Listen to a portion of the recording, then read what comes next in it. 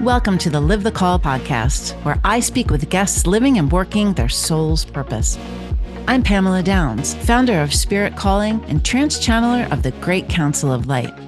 Every episode, our guests share their awakening story, and together we learn how they came to live their spirit's call.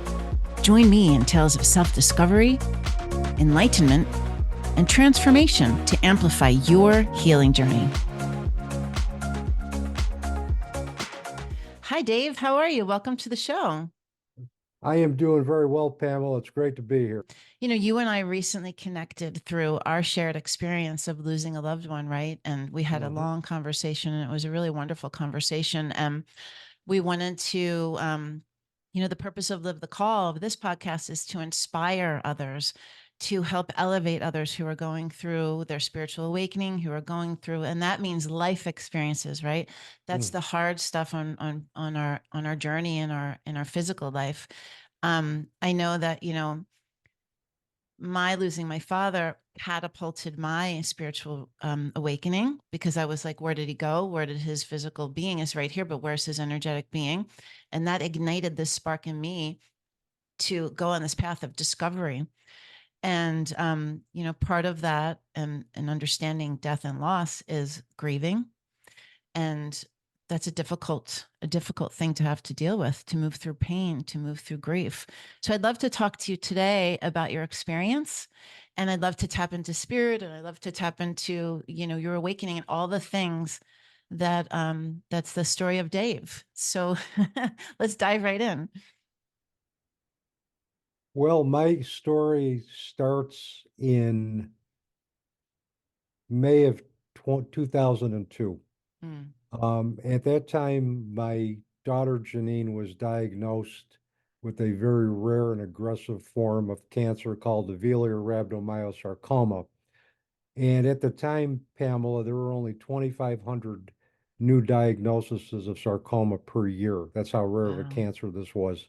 Mm. Um, There was no cause for her cancer. There was no genetic basis for her cancer. It was just something that happened.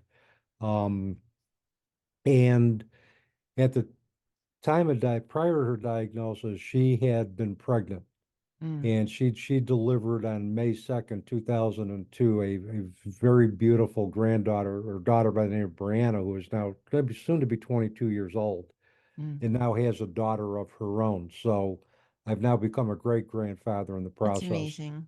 Yes, yeah, this and so what happened is her pregnancy masked any symptoms that could have been diagnosed sooner. She had injured her right foot early in pregnancy. Her foot swelled extensively. They tried a variety of different conservative treatment techniques and standard treatment techniques, such as a walking boot, elevation. Finally, they did an MRI after Brianna was born, and this is Jeannine's choice, my daughter Jeannine's choice, to have the MRI done after Brianna was born because they had Mm-hmm. wanted to do it sooner. Yeah. They found an undefined 8 centimeter mass in her foot. They biopsied it, and it was a malignant tumor. We went to the Dana-Farber Institute in Boston, which is one of the best sarcoma treatment centers and research centers for pediatric sarcoma. And they said she had a stage 4 cancer, which meant it was total metastasis in her bone marrow, lymph nodes, her bones. Wow. And essentially, they told us there was no cure for her cancer. The only hope that we had was aggressive chemotherapy to put her cancer in remission.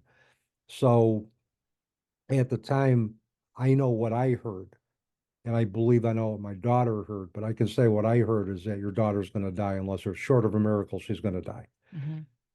And at the time, I had also graduated with my master's in social work from SUNY Albany. And all this happened within a space of about in May. And so in the space of 3 weeks, I went from being a grandfather, I went from being a recent social work graduate. And then I went from that into being a parent who had a daughter with a terminal illness. So you want to talk Mm. about How fast. Yeah, fast in the range of emotions and how quickly life turned on a dime. Mm, It turned very quickly.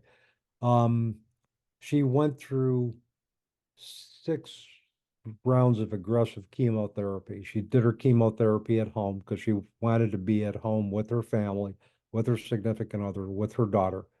Um, it only let me. put her cancer into 80% remission, and the 20% that was left quickly remetastasized after the first of the year. And on March 1st, 2003, she transitioned at 12:30 in the morning at home with her Mm, family by her side. And that led me on a journey it led me on a pretty much of an incredible journey. But the first part of the journey was just trying to figure out what kind of world I was going to live in after she hmm. had transitioned. Yeah, and it's not just you. There's a baby. There's a whole, family that has to deal with all that together. How is that? I mean, how did you even approach that? Did you have support? You know. Well, first of all, when she got sick, her significant other, their cat, Brianna, Jeannine, moved in with her two brothers and my Mm. wife and our two cats and my wife and myself. So the running joke in the Mm. neighborhood was how many 2 and 4 leggeds could we get into a single level ranch? Right. So we all moved in together. So we had the support of each other, I think, in the beginning. And then her significant other stayed with us, lived with us with Brianna for 4 years after Jeannine transitioned. And That's that was Jannine's, beautiful. yeah, and it was he acquiesced to Jannine's wishes to not uproot Brianna, she said, stay with my parents until you get settled. And then when she's ready for kindergarten, go back to your hometown, do what you have to do. And he did that. He was a man whose responsibility belied his young years. He was only 19 at the time that this Oh all my happened. goodness, Dave. Wow. Yeah, and she was Yeah. 18 when she transitioned. So, um, and I had been a therapist, and all of the training I had in the world, all the work that I did with clients who had various traumas, including loss, didn't even remotely prepare me for the path that I was going to be walking. Yeah. Yeah. We often say, like, how are the experiences in our life line up for us to do our greatest work ever? And we don't know that until we're there. Right. And No. you can't have fathom the idea. But what a beautiful expression of love for you to be able to host that family together with you, for you to Hmm. all be able to grieve, for you all to be able to love and mourn and move through the stages of all of that together. And at the same time, giving that beautiful little baby love from all Hmm. sides. Hmm. Even if she wasn't there physically, she was there because you were all connected with her in spirit. But so that's thank you for I'm sorry for your loss. It's absolutely terrible. We never know what life holds for us from one day No, to the next. We never know who's going to be here, who's not going to be here, and what the future holds, right? no, we don't. That's Yeah. why I don't take any day for granted anymore. I try to live the best day of my life every day that I have remaining. Hmm. Um, Now, were you thinking about, did you ever talk about spirituality with your daughter? Did you ever have conversations of not even like just to say that suddenly death is in front of you, right? And you're absolutely thinking about it. But did you ever have that kind of relationship or conversations before everything changed? Not really before, and this will get into how I eventually embraced spirituality, but I had always looked at the world from a very science-based perspective. Mm-hmm. And I didn't really believe in anything that I couldn't, or any behavior that I couldn't experience with my own senses. And I really, in a lot of ways, vehemently rejected spirituality, but I found that there was one other big sacred reason based on that I can get into if time is permitting Mm-hmm. with that. But just to backtrack, we never really had discussions of spirituality, but we had two really profound moments that I would consider to be spiritual moments. And this was one that happened right after we got back from Boston, and a second just towards the latter part of her end stage chapter. The first part is she had been in a lot of pain, Mm-hmm. and we drove to Boston, and coming back from Boston, every bump in the road that I hit with at the time I had Mm, an old Jeep Cherokee Jeep. Every bump in the road I hit, she yelled out in excruciating pain and started mm, yelling and started screaming. And I tried to go slow. I tried to go fast. Nothing worked. So we finally got home. And it was like, I think, Pamela, just the enormity of everything hit me. I mm, saw her sitting on the couch, and we happened to be alone, which was, I think, as I look back on it, it was divine intervention that we were mhm, alone. We were meant to have this moment. I looked at her. All of a sudden, I buried my head in her lap and started crying like a mm, baby. mm. Um, and I don't think I've ever cried that hard since. I kept apologizing and apologizing for causing her so much pain. I still get emotional when I talk about Yeah. this Oh, moment, I can. and because of her response to me, she looked at me and she said, Dad, don't worry about. I didn't mean to yell. I was just in so much pain that all I could think of was to yell. But she said, I'll tell you what. She goes, if you can't sleep, you come and find me and we'll talk. And I'm thinking this, I got my 18-year-old daughter who's Right, dying and talking to you that way. she's comforting me. And I looked at that and she goes, Dad, I'm not going down without a fight. I said, Yeah. I know you're not. I said, if you're not going down without a fight, neither am I. Mm, The second conversation we had was just shortly after her last Christmas. And we found ourselves alone in the family room again, Pamela, which was a miracle because of all the people that we had living with us at the time. mhm, But she looked at me and all of a sudden she started talking. She goes, Dad, I did as much as I did for Christmas this year because I'm not sure I'm going to be here next year. mm. She knew she wasn't going to be here next year. Yeah. She Yeah. knew that. But I looked at that, and in the beginning of my grief, Pamela, I would look at it as kind of like with sadness. Mhm, Now I look at that with kind of wonderment and awe because what mhm, she did was prevent me from having to answer the question that she could have asked anybody, am I going to die? Because she told me, I know I'm going to. mhm, And this is why I did what I did. So I'm going to save you from answering that question for me because mhm, I already know. Um, and that was also, and I can still picture that in terms of I was on the floor and she was sitting on the couch and I was looking up at her and we had that conversation. And that I look at it was a very intimate moment in her end of life chapter because mhm, she told me I'm very aware of my own mortality and I'm very aware that my time on earth is limited. And we felt close and I had a close enough bond where she knew I would understand that. And she knew and she could tell me that. And I look at that now as an ultimate gift It was from a her. gift. Yeah. You know, that experience with the pain in the car and the bumps and you being able to release with her in that intimate moment where you don't usually have time alone. It was a beautiful gift, but it was also you being able to release, being able to connect, getting rid of the grief, letting her allow to see you vulnerable. And Hmm. how brave is she at 18 years old on the planet, having hardly any life experience to be able to sit in that space with her father and pronounce that she knew she wouldn't be here with you. It's brave, incredibly brave. Well, as I've come to learn, she is with me. Yeah, So right, exactly. she Yeah, still is with me. yeah. That was part of the channeled message that I received for you and for everyone who's going through grief. We can talk about that later. But oftentimes we think of death, and I know that the work that you do, and we'll get into that, we think of death as final, right? This Hmm. is kind of leading into the conversation you just said she is with you. People think people go through life with the tremendous loss of them and their loved ones, their beloveds, whomever they are, being in physical form, being tangible, being able to spend time with, have experiences, create memories, but they are there. They Hmm. are there. They're always there. um you have a podcast, you talk about grieving and loss, and do you find that most times people are not able to see that there's life after the physical form? Or are they stuck in the space of loss of all the physicality of it? Or are they speaking of understanding that they're always with their loved ones and they're there in energy? I think the guests I've had so far have been farther along in their grief where they share that spiritual belief that our loved ones are always with us in some form of energy.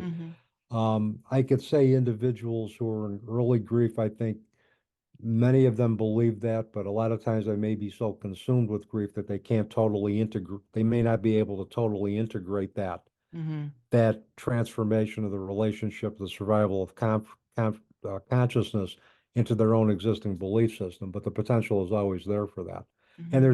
there's some individuals that don't believe in that. And I've learned to respect everybody's beliefs in terms of Hmm. what they believe, how they manifest those beliefs and what they feel that they need to do to grieve. And everybody's different with that. That's Everybody one of is the different. yeah, that's one of the things I've learned, I think, through my own 20 plus year, walk through grief. Sitting with a variety of different people, is that everybody has different beliefs. Everybody has different perceptions about what Mhm. happens to us after death. And to me, it's my job to witness it as opposed to try to judge it. Yeah, yeah. No, we don't want to judge it. We want to No. support.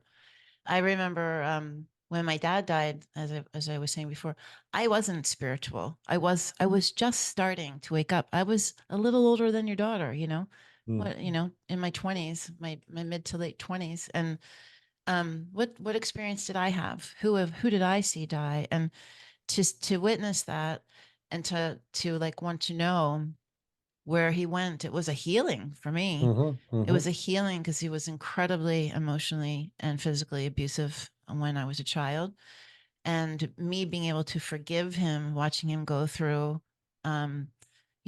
his body not being able to function anymore because of alcohol, and to watch that decline, a different story than yours, but to watch that decline and the big strong bully turn into hmm this weak person who was consumed with a body that was failing, hmm and to still try to act like a big tough guy, it made me sad. But it also helped me forgive him. And when I watched him die and the energy leave his body, I remember thinking, like, this is transformation. Like, this is changing everything for me.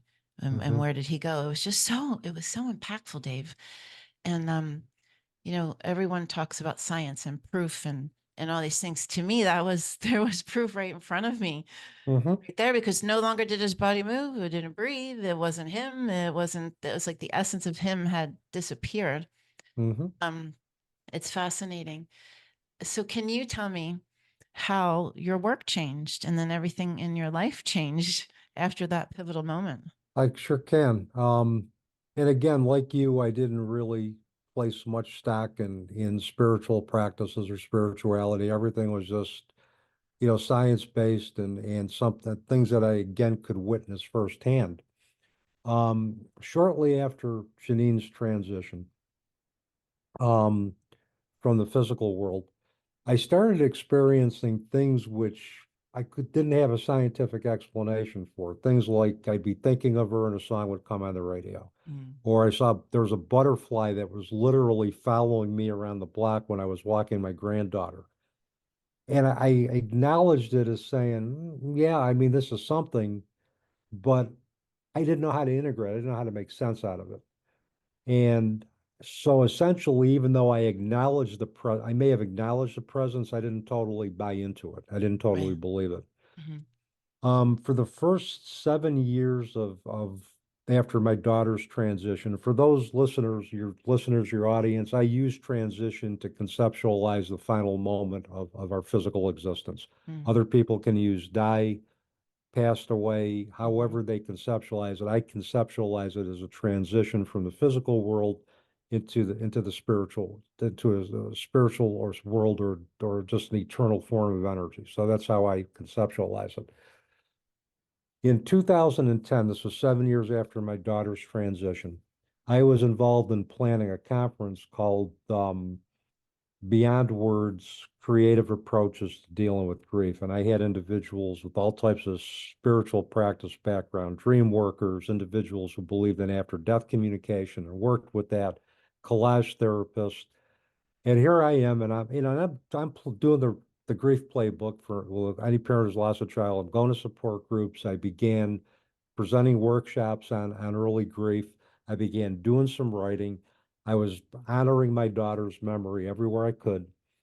And then in 2010, and particularly August 25th in 2010, everything changed. I got a call from an individual by the name of Patty Farino. And Patty is a interfaith minister. She at the time was living in Long Island, and she had wanted to register for the conference. And everything was done online.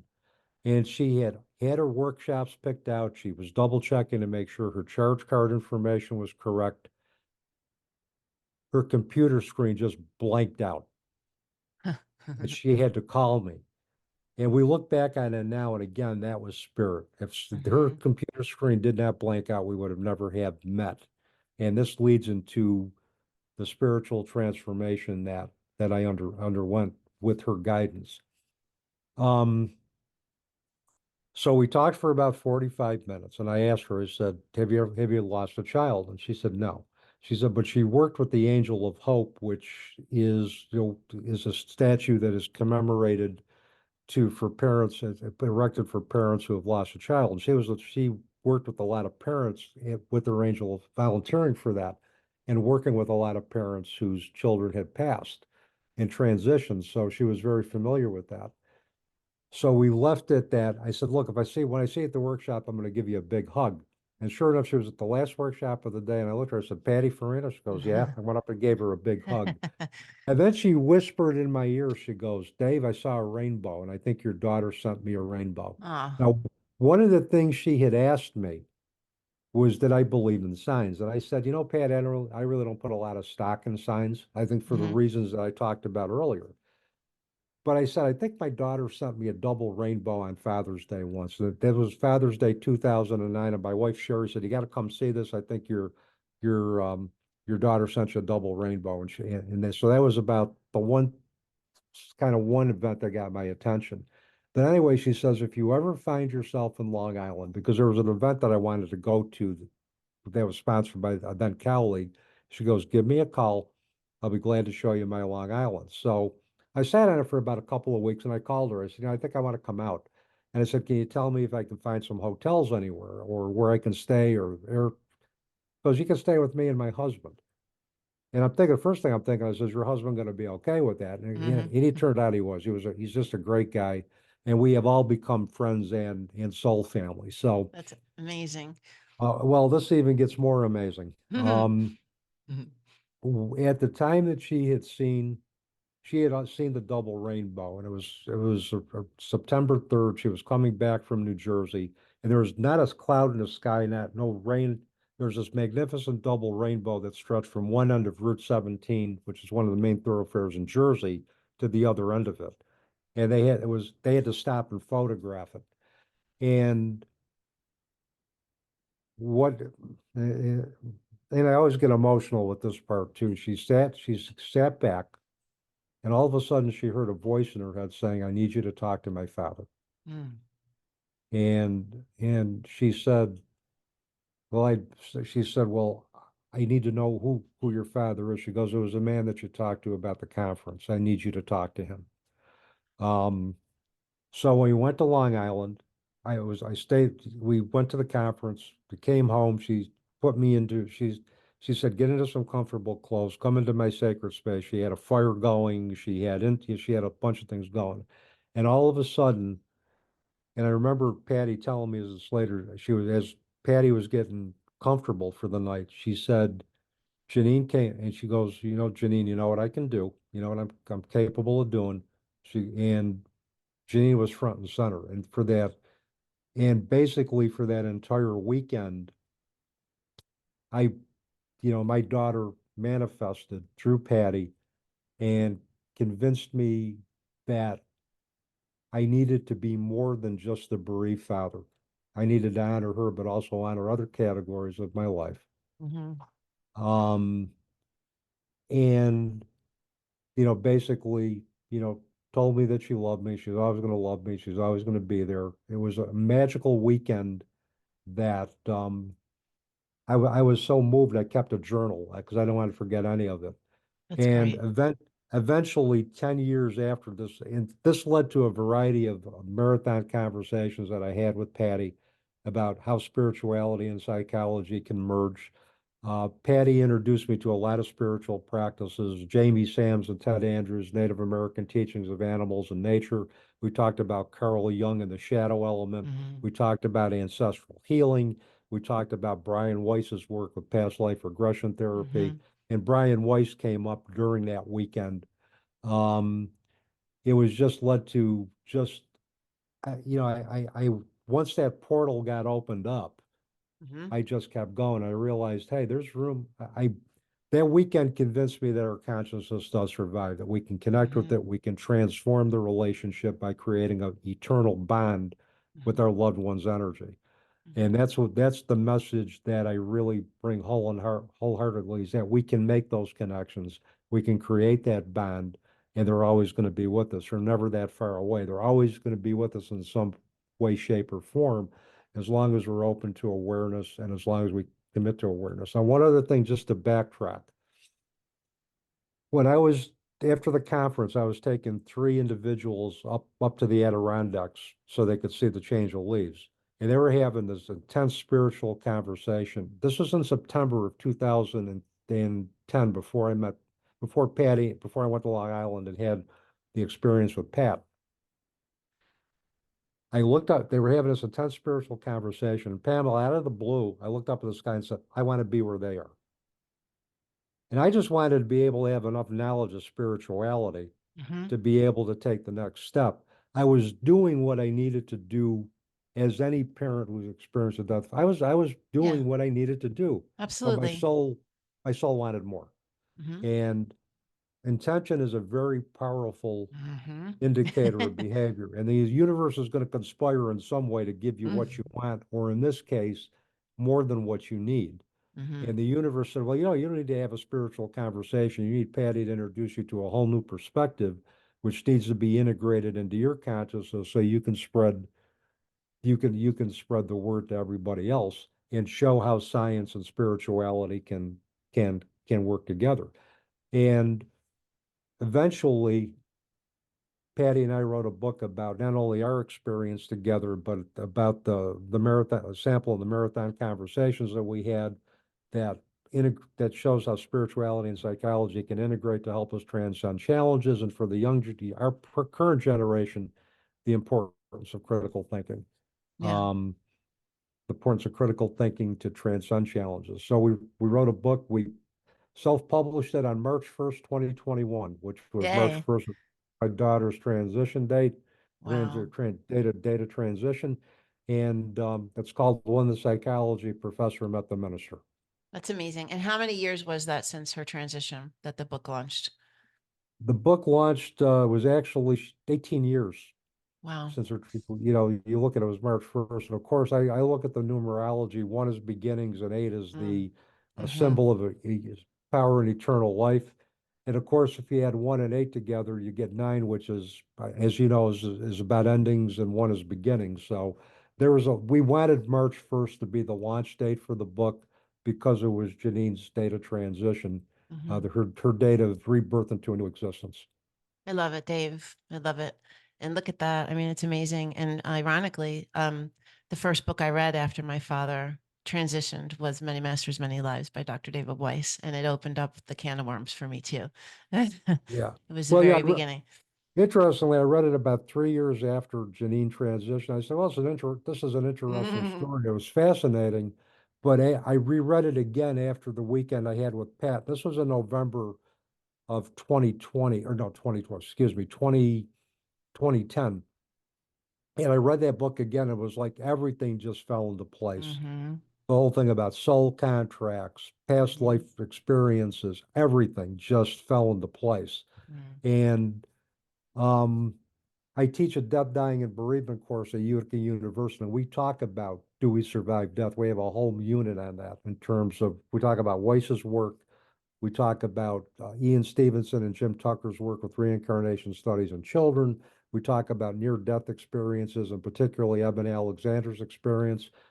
We talk about Bruce Grayson and his work with near-death experiences, Raymond Moody. These are all Yeah, scientists absolutely. Yep. who have embraced spiritual practices and used that to enrich their belief system as opposed to substitute out any existing belief. So, Yeah, and one of the things that Patty learned through one of her mentors, and one of the things she taught me, it's always in addition to, not instead of. of course. You can Mm, always add, but you don't have to add to replace. yeah, And I had a lot of influential people along the way who helped me get through those steps. But when I met Patty, it was like you that were was you had that a was soul it. contract. You guys were meant to. I mean, look at the work that you're doing on the planet. You stepped into your life's greatest work. This Hmm. is absolutely that. And I'm excited because we get to talk to Patty on our follow up. We're going to have a part two to our conversation with the two of you. So that is exciting. But yeah, Oh, you that's why that screen went black. I mean, things that happen that are so significant and that you cannot deny. I've had those moments also. They are pivotal points in your spirituality that they're giving all the signs, they're letting you know, and that's what they did with you because the two of you needed to write your book and all the work that is going to continue to happen, right? And all hmm. the things and all the connections and all the growth. I have a Yeah. question for you. Do you find yourself, I know that you're teaching and all the things that you do, but are you working a lot with men? Um, Has that I, happened? I currently I facilitate a general bereavement support group at a local retreat center. I have Mm-hmm. worked a lot with men in the past. Mm-hmm. Um, Obviously, with mixed support groups, you don't see as many men as you will Mm-hmm. women, but I have worked with men. I'm also very familiar with my own experience as a male in grief in terms of the differences that Yeah. occur between men's grief and women's grief. Differences, yet there's a lot of similarities. Yeah. But I feel like that's a big space that you're going to really dive into with your future work. Because it's men have a different grieving process, a different emotional process. Everything is different for men than women, especially communicating, right? I think it is because, men, I think we got the message early on that feelings were kind of Mm, the dreaded enemy, is that if we begin to express ourselves from an emotive standpoint, that's a position of weakness. mm-hmm, Um, and it's our job to be protectors, to be strong, to take care of ourselves, to move through it, just to deny emotion. Where in reality, Pamela, men and women feel just as intensely. Men mm-hmm, deal with it differently. If I tell, my students, I said, if you have a boyfriend, and you come up and tell me he can't deal with his feelings, he probably doesn't have a vocabulary to deal with his feelings. mm-hmm, But if he's getting busy, if he's active, if he's starting to do things, he's working through his feelings through activity, mm-hmm, but he just isn't conditioned to talk about it because what we've learned, most men have learned, is that there's vulnerability if you become emotive. Where for mm-hmm, women, being emotive is something that has been an accepted part of their processing with everything. And but but it's just a matter of understanding how each other's grieve and supporting it. And mm-hmm, here's the other thing that I read this in a really good book, and I forgot the name of it, unfortunately, but it was written by a female psychologist, and it was really good about. I thought it was profound, and one of the things that she had said about men, and I found this to be true, and I use this as my when a man sees a woman cry and they say, stop crying, it's not because their tears are bothering them, it's what their tears signify. mm, Because for men, we're considered to be the problem solvers, and our partner's tears remind us that we couldn't fix what happened.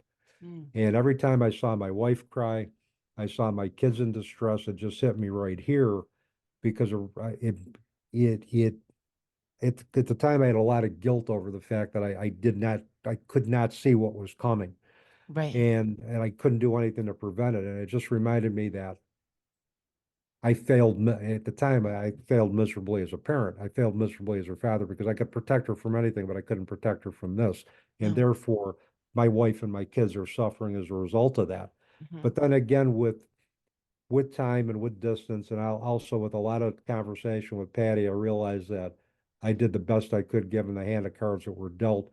and it wasn't meant for me to protect my daughter. It was not No, meant. She did not want my no. protection. What Mm-mm. she wanted me to do is, and it was to treat her as an adult and to let her make adult decisions. That was part of my soul contract with her, Yeah. not to protect her, but to allow her to make adult decisions and to empower her to do that. Hmm. Um, and also to allow her to not only live on her terms, but to transition on her terms. Hmm. It's amazing. Um, do you have any other children? I have two boys. You One, have two oh, boys. Jeannine was the middle child. I got an Mm-hmm. older son, Dan, and I got a younger son, Matthew. And Mm-hmm. Jeannine was right in the middle. And Jenny was right in the middle. And were they able to work through their grief with you, or did they work through it differently? Was that a whole part of that family unit you were talking about before? I think they work through it. I think at times with us together, and they work through it, I think separately. And Mm, they were able to work through it. We've been able, they've turned out to be just exemplary young men. And I'm not saying that mm, because they're my sons, but they're mhm, both good people. They've got great spouses. I've got three grandchildren. They've given us three grandchildren apiece, or not apiece, three grandchildren total. And they're just great young men. And Dan, my son Dan was Jannine's older brother. Um, and obviously Matt was the youngest, but they worked through it in their own way. They've integrated it. They honor her in their own way. They still talk about her. We still talk about her, and it works. They had a different path. Siblings typically, have a will deal with things a little bit differently. They deal with things through their peers. They like mhm. to, and but we made it a point to make sure that they always knew they could come and talk with us and that there was a place for their grief. Because as you know, a Yeah. lot of times, Pamela, with siblings, sometimes siblings get overlooked because the Mhm. parents are the primary focus. And Yes. siblings have their own unique relationship. Mhm. They will tell their brothers and sisters stuff they'd never tell their parents. And Mhm. that also has to be honored. Mhm. That also has to be honored. And I tell my students, if you're working with children and families and it's around the loss of a child or grief, don't forget the siblings piece with that. Make sure that their grief is heard. Yeah. I was in a meeting yesterday with somebody who, a new person that I met, whose daughter was healing from dealing with cancer, and a young girl, a young child, and someone reminded this person, don't forget about your other children. They're grieving. They're, not grieving, but grieving like the experience. It's very difficult. And now that things have settled down and this other child is healing, it's time to make sure that everyone is being taken care of, that everyone is integrated and feels in, Mhm. their energy connected. Now, the string of females that have come along now. So you have the grandchildren, the granddaughter, right? Your daughter had a daughter and the daughter. Mhm. Mhm. So look at all Mhm. that beautiful feminine energy that now you have, and you get to talk about that experience and how your daughter is here, and look for double rainbows, and all of that beauty in the Mhm. stories and the remembrance. So Mhm. I'm sure that that's something that's really, a happy place for Well, you it is. guys. It is. I've been surrounded by feminine energy all of Mm, my life. My father left when I was 5 years old. mm, My mother raised me as an only child. Um, and I was also raised in part, I also in assisting in my mother and raising me was my maternal grandmother and my maternal aunt. And I've always, Pamela, had more female friends than male friends. And thankfully, I don't have a wife that's possessive or jealous. Because when I tell her, I said, hey, I'm going to go out to lunch with so and so. She goes, "Yeah, tell her I said hi." Have fun. Yeah.